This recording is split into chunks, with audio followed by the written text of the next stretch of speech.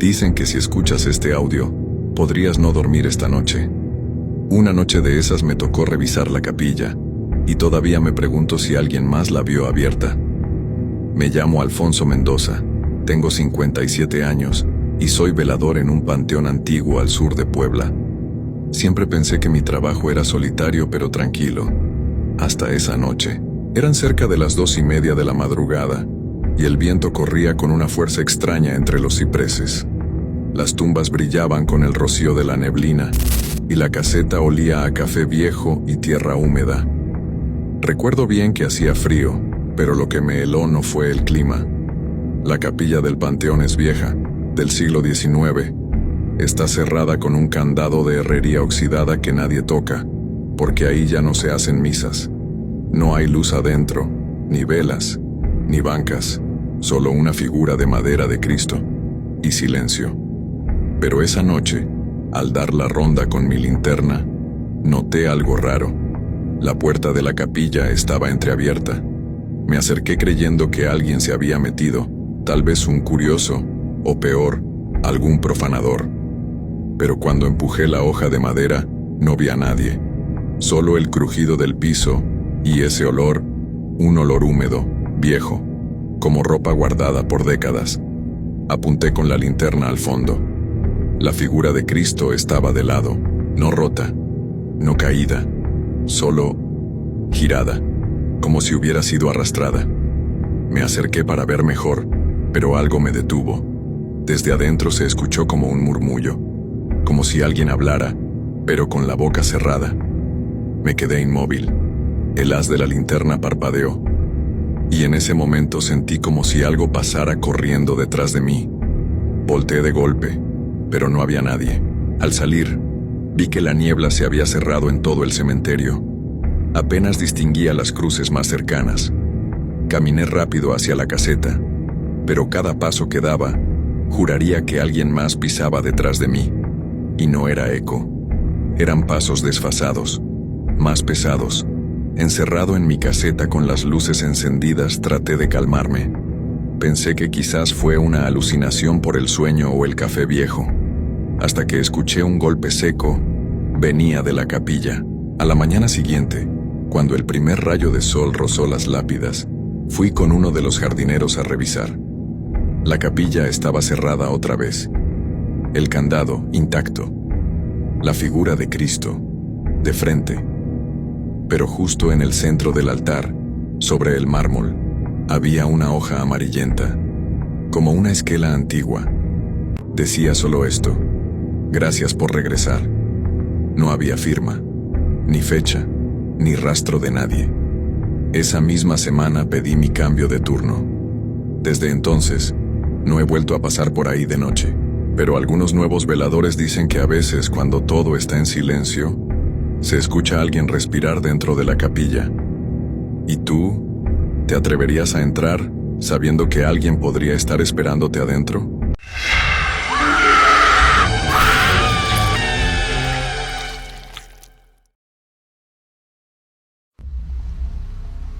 La cabaña de Black Hollow. Dicen que si visitas los bosques de West Virginia cerca del pueblo de Thurmond, podrías escuchar una campana sonando en medio de la noche, aunque nadie ha vivido allí en décadas.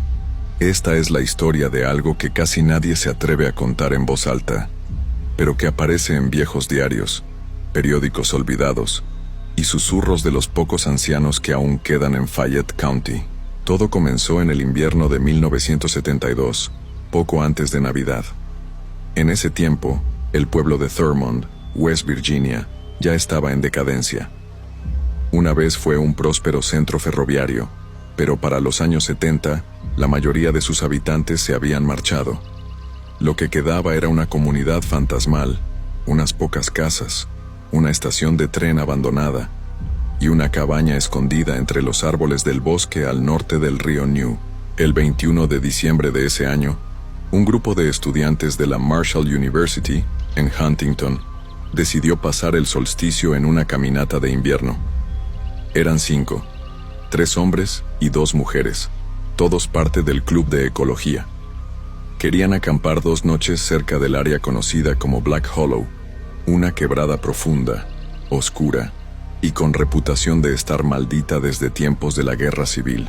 Según los registros que aún se conservan en la Biblioteca Pública de Fayetteville, los 5 jóvenes partieron desde Thurmond a pie y dejaron constancia en una nota en el buzón del guardabosques local. Volveremos el 23 por la tarde. Nunca regresaron. Cuando el 24 amaneció sin rastro de ellos, un grupo de búsqueda entró al bosque. A las 7:40 a.m., un equipo de voluntarios encontró el campamento. Estaba intacto. Las tiendas de campaña estaban cerradas, las mochilas sin abrir, y en medio del claro, una pequeña fogata aún humeaba, como si hubieran estado allí hace apenas unas horas. Pero no había señales de los 5 estudiantes. Una pista extraña apareció cerca del arroyo. Huellas, pero solo 4 pares.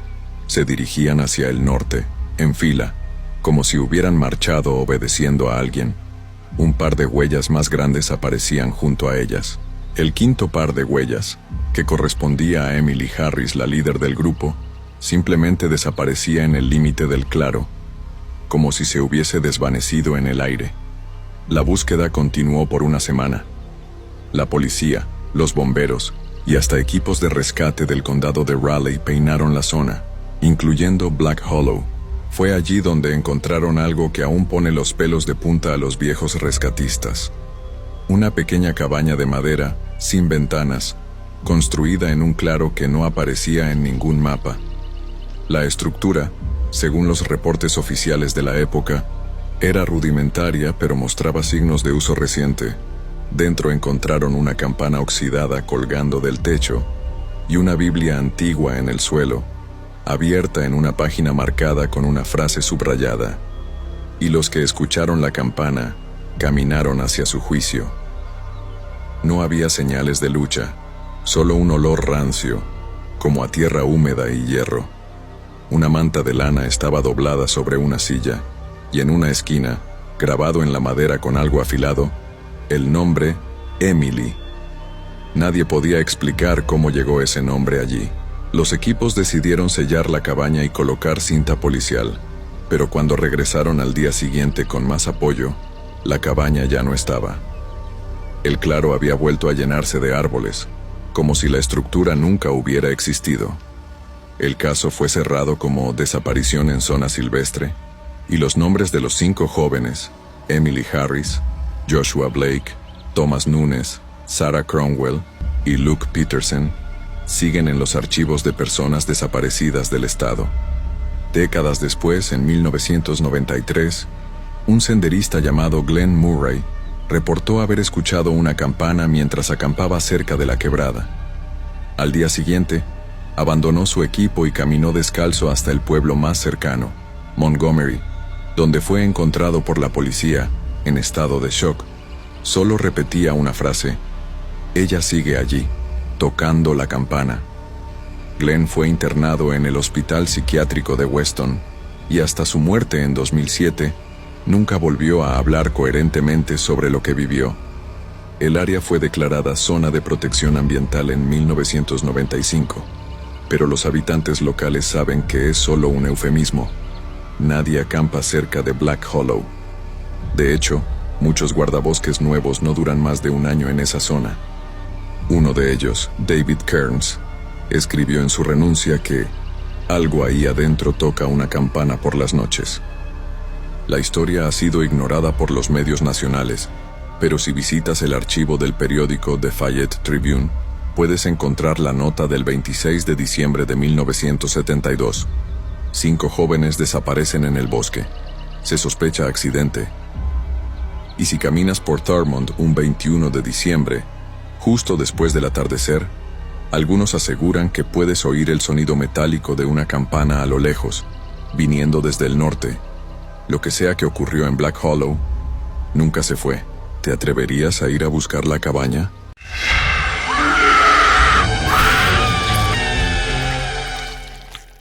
¿Sabías que en Virginia hay un camión de helados vinculado a la desaparición de varios niños? Lo más extraño es que no aparece en las tardes soleadas, como cualquier camión de helados, sino en las altas horas de la noche, cuando las calles están vacías y todos deberían estar durmiendo.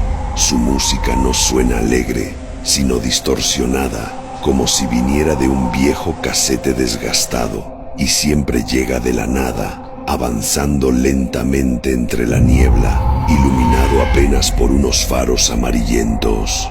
Vecinos han contado que lo han visto detenerse frente a casas donde hay niños pequeños. Al día siguiente, esas familias amanecen con la peor de las noticias. Sus hijos ya no están. Nadie escucha gritos, nadie ve puertas forzadas, solo el eco de esa melodía rota que se aleja en la oscuridad. Lo más perturbador es que, cuando alguien intenta seguirlo, el camión desaparece al doblar la esquina, dejando tras de sí un silencio helado y la certeza de que no es un simple repartidor de helados, sino algo mucho más oscuro.